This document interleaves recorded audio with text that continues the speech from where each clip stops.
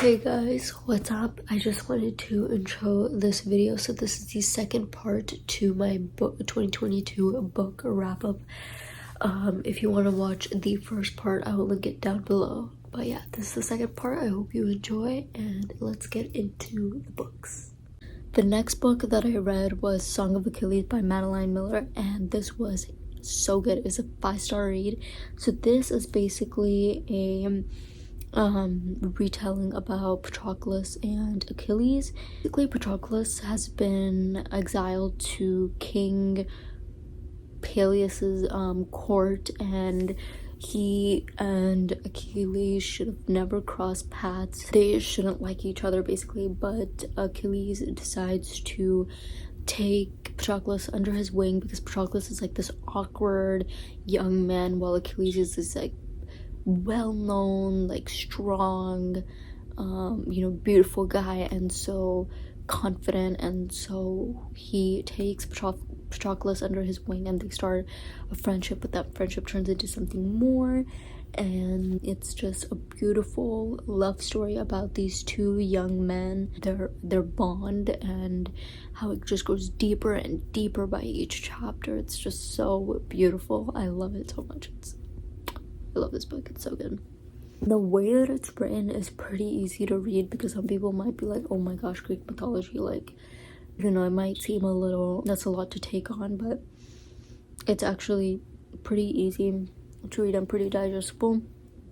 But when I say it's pretty easy, I don't mean that it's not sad, because it's freaking sad. So yeah, read the Song of Achilles physically, but I borrowed a friend's copy again, so I don't have it with me, and I listened to Concrete Rose on Libby. But the next book that I read on my Kindle was Dear Ava by Elsa Madden-Mills. This is a enemies to lovers high school romance. I honestly don't remember much of it at all, but sometimes I like reading like buffer books in between like more serious books to kind of ease my mind a little bit. So this was one of them, and I remember being entertaining, but like it's not like a book that I would go around recommending or anything. Like, I wouldn't advertise this book in any way, but I mean, if you want a quick, short, easy romance book to read, then I would recommend it, because I rated it 3 out of 5 stars, which means it was enjoyable, but it wasn't anything like, again, life-changing. The next book that I read was A Beautifully Foolish Endeavor by Hank Green. This is the second book in the An Absolutely Unremarkable Thing by Hank Green. So this is the second book in that series, and again, I'm not going to explain the synopsis of this because then I would spoil what happened in the first book, but I listened to this one on audio as well, and this one was also pretty enjoyable. I rated it 3 out of 5 stars, so yeah, I would say go and check out the series if you're interested in kind of like a mild sci-fi-ish book that's like not like too out there. Then I listened to Pride and Prejudice by Jane Austen on audio as well, and this was better than I thought, actually. I didn't think I would like this book, but I tend to find like romance books or love stories from back in the day like super annoying to read because they just drag on. Yeah, they can be beautiful and stunning and everything, but I also don't like about women being so like submissive and like shy just all the freaking time. Yeah, but characters like in this book are not like that, so everyone freaking knows what Pride and Prejudice is about, so I'm not gonna explain, but it was good.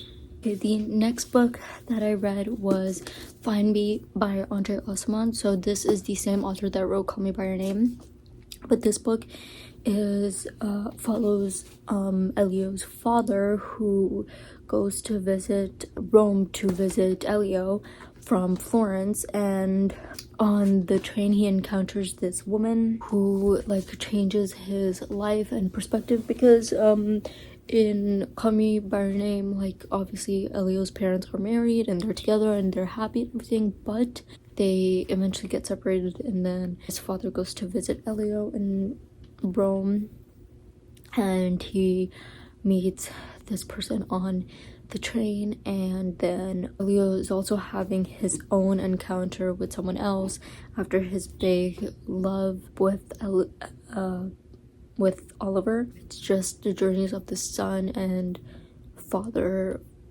dealing with love at these different ages, you know, but they're both still going through similar things even though they're like years apart. It's just a beautiful book. I honestly really liked it. I obviously liked Call Me By Your Name more, but this was still really good, and like it was really fast to read. Like the font is so big. And I'm gonna read a quote from this book because the André Aciman's writing is just so stunning. So I'm gonna read you guys this quote. It says, "Of course I have a secret, we all do," I said. "Each of us is like a moon that shows only a few facets to Earth, but never its full sphere. Most of us never meet those who understand our full rounded self. I show people only that sliver of me I think they'll grasp. I show others other slices, but there's always a facet of darkness I keep to myself," which I feel like it's like the depth, like that really spoke to me because I feel like I'm so that way. Like I only show certain people certain sides of me and other people, and it's not like manipulation or me being fake. It's like just some people like me, like being near me only when, you know, I'm easy to, like, I don't know, like for some people, like they don't want to hear about the bad things about your day, so you just try your best not to be like negative around them. But and other people like, no, I like you feel more comfortable around, so you don't mind like venting a little bit. Next book that I read, I don't remember if I think I listened to this on audio, but I don't know why I did, because I don't like listening to romance books because it's really awkward. It's The Hating Game by Sally Thorne. There's a movie out of this book now with Lucy Hale and I forget his name, but he's in a few other movies, but you'll recognize him when you see him. But it was a good book. I rated it 4 out of 5 stars. This is about Josh and Hazel, who work at a publishing company, and Lucy, you know, everyone loves Lucy because she's like the cute little girl at the office that is so like likable, and she's bubbly and she's nice to everyone. But Josh doesn't like her because of that. But they both are trapped in this office because they both work across from each other and they have like the same position. So it's just the two of them. They're trapped in this office space together, or in this office room, not the whole office, but just the room in the office together. And they just start like bantering with each other. They create this game, and then one thing leads to another, and they end up, you know. Okay, so I feel like I didn't explain this properly, but they basically are fighting for the an upper like position, promotion type thing in the company. So they're fighting for that position, and so they create a game for whoever gets that position wins, and then the other one loses, and there's like a whole like, you know, the winner gets one thing, the loser does the other thing, blah blah blah blah blah. So yeah,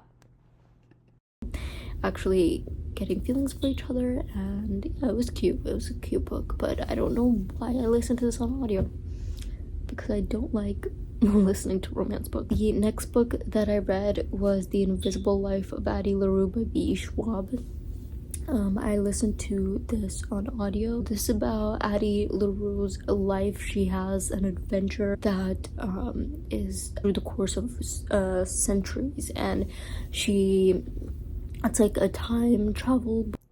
Okay, bear with me, I also didn't explain this properly, but basically this is about Addie LaRue, who makes a deal with the devil to live like her life forever, so she's basically invincible. But the deal is that no one will remember her, so she goes her life living it like forever through all these centuries, and then suddenly someone does remember her, and it's basically the story of that and who it is and how it happened and their relationship. Book. So she goes across the world learning about history and art. It's about like how far she will go to leave her mark on the world and represent something. So it was good. I rated 4 out of 5 stars, but I think if I read it physically, I might have rated it 5 out of 5. I'm not sure. I listened to this one, but I know it's a really long book. this is definitely a book that some people will either hate or love because it's quite repetitive, and so people might find that boring and maybe even pointless, but I liked it. I thought it was a really like nice book to read, and I really liked the atmosphere of it and stuff. So the next book that I read was The Book Thief by Marcus Zusak. I listened to this on audio as well. A lot of audiobooks last year. Actually, a lot of audiobooks this year too, which is really unfortunate, but I feel like this year I can balance it out more than last year. I don't know, last year I just like really could not balance out the whole audiobook and physical book thing. I feel like this is such a classic and everyone knows what it's about, but it's set in 1939 during the Holocaust. So yeah, it's about Liesl, this young girl who finds a book in the snow. She finds how much she loves reading books, and obviously this was not allowed at the time, so you know, she has to sneak it in. But during all this, there's also a side story because her family's hiding a Jewish person in their basement. It's just like it's a really good book to read, so I would really recommend it. I love how it connects something so like relatable to so many people, but in this setting that is so chaotic and horrifying. Something so innocent like reading books, but yet like the length she goes to find more books and steal books from book burnings, from Nazi book burnings, is, you know, so risky because she's such a young woman and anything could happen to her. You know, she'll do it for the stories, for the books, and to learn. I actually really need to, I know there's like a movie on it, I should watch the movie. The next book that I read was Survive the Night by Riley Sager. I barely, honestly, I'm gonna be honest, I don't remember what happened in this book. I rated it 2 out of 5 stars though.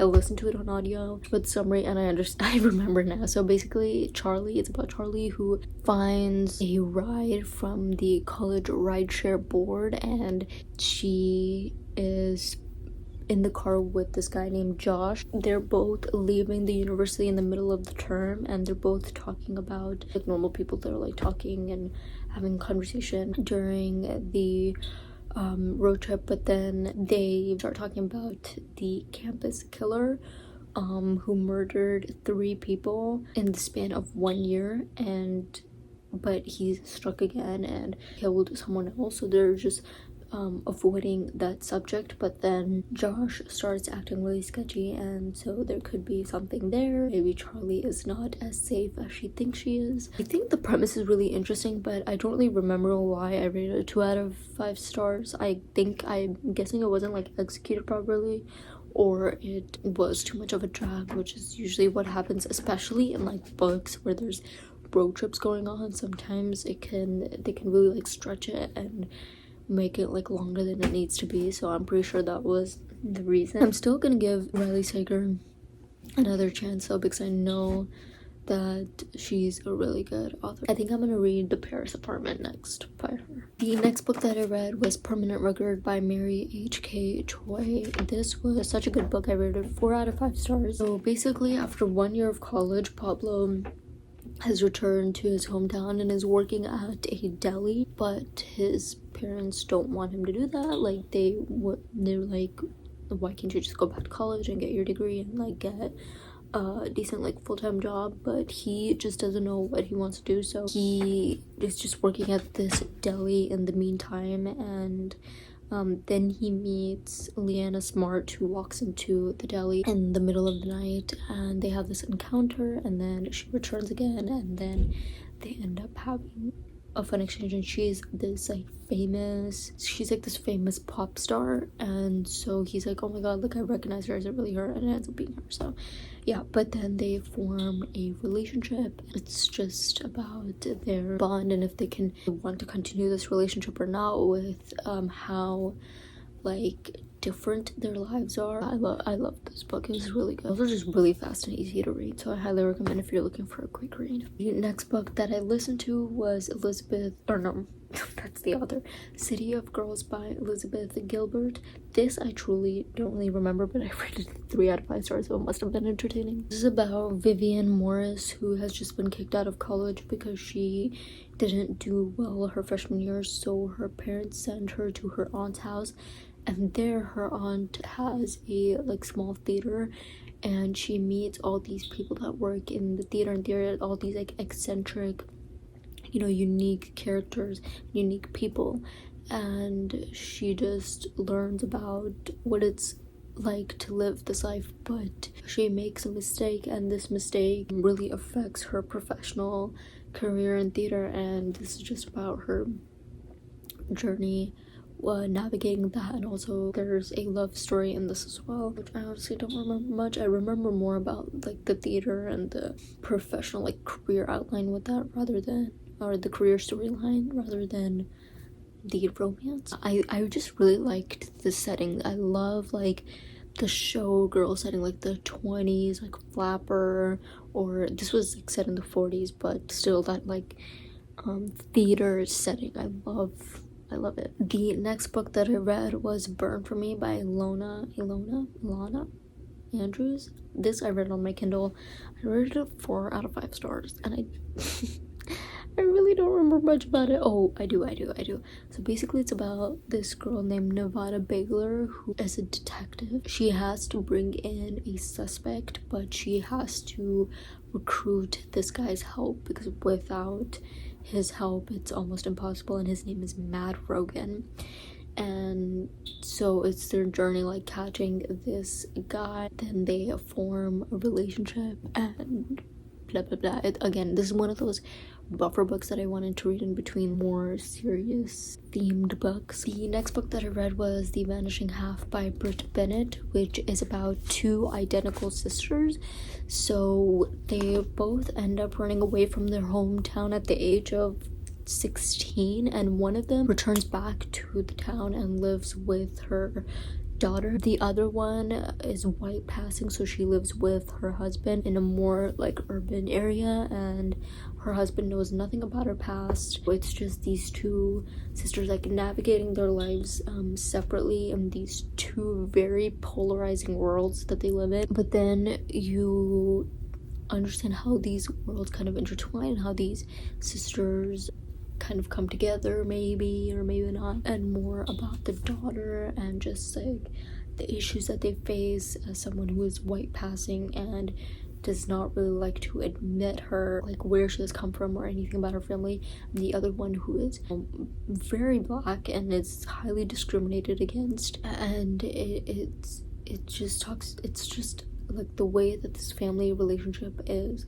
written by Miss Brit herself is just extraordinary, and it covers more than just race, and it explains why as to why some people would want to separate themselves from their like almost like original lives, what drives a person to do that. The next book that I read was Twisted Love by Huang. Yeah, I don't know, I rated 2 out of 5 stars. I definitely didn't like it. I feel like people love these twisted love, twisted hate, whatever the frick books. I forget what this series is called, Twisted series, I don't know, but I know it's a series. I know there's other books in the series, but this is about Alex, who is forced to look after his best friend's sister and ends up getting feelings for her. I didn't like it, so yeah. I mean, if you guys want to read it, you can. I mean, I know a lot of people who really love this book, so yeah, but I read that on my Kindle. The next book that I read was On Earth We're Briefly Gorgeous by Ocean Vuong. I don't know, but I follow him on Instagram because I literally love this book so much. I rated this 5 out of 5 stars because I literally, this book is about letters that a son writes to his mother, and his mother cannot read, so he starts writing these letters in his 20s, and he goes by the name of Little Dog. So within these letters you find more about his familial history. He's Vietnamese, and also just about race and masculinity and violence, but also the compassion that he feels from his mother. It's really just a book about healing, exploring a complicated relationship between a son and a mother. To die for, honestly. I would highly recommend it. It's very emotional, can be painful to read at times. I'm so glad I read it. Okay, here goes a quote. In a world myriad as ours, the gaze is a singular act. To look at something is to fill your whole life with it, if only briefly. Next book that I listened to was Friend Request by Laura Marshall. No, I did not listen to this. I read this on my Kindle, actually. This is about Louise, who notices that a new girl has moved in or has transferred into their school like at the end of senior year, which is a pretty weird time to transfer to school. So she starts talking to this new girl and realizes that she really likes hanging out with her and her personality, and she's nothing like the girls that Louise forces herself to hang out with. But Maria like goes missing after some time, but then a few years later, like basically like a decade later, actually a little bit more than a decade later, Louise receives a friend request from Maria, and she's like, okay, why am I getting like a random friend request from this girl that I haven't talked to in years, and she doesn't even exist anymore? Like, what is this whole mystery about? Like, is this girl still alive, or is someone impersonating her? Like, what actually happened to her? The next book and the last book that I read in 2022 was Yerba Buena by LaCour. So I did not like this book. Thought it was very boring. 2 out of 5 stars. This is adult fiction. So this is about Sarah Foster, who runs away from her home. Years later, she is in New York, and she becomes a bartender, and she becomes a super famous, like not world renowned, but like super famous, super popular bartender in New York City, and everyone loves her drinks. And then there's also another story following this girl named Emily Dubois. She is an undergraduate, and she is a florist, so she arranges flowers, and then she ends up arranging flowers for the restaurant that Sarah works in called Yerba Buena. She ends up having like an affair with the owner of the restaurant, but then she meets Sarah, and they have this like, almost love at first sight kind of connection.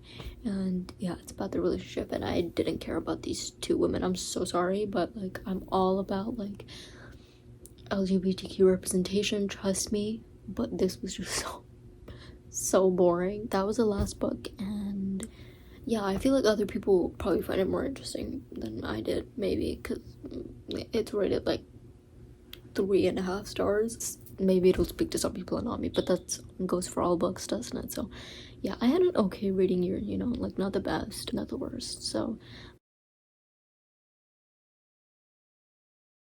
those were all the 25 books that I read in 2022. Hopefully I'll actually reach my goal this year. Thank you so much for watching, and I will see you guys in my next video.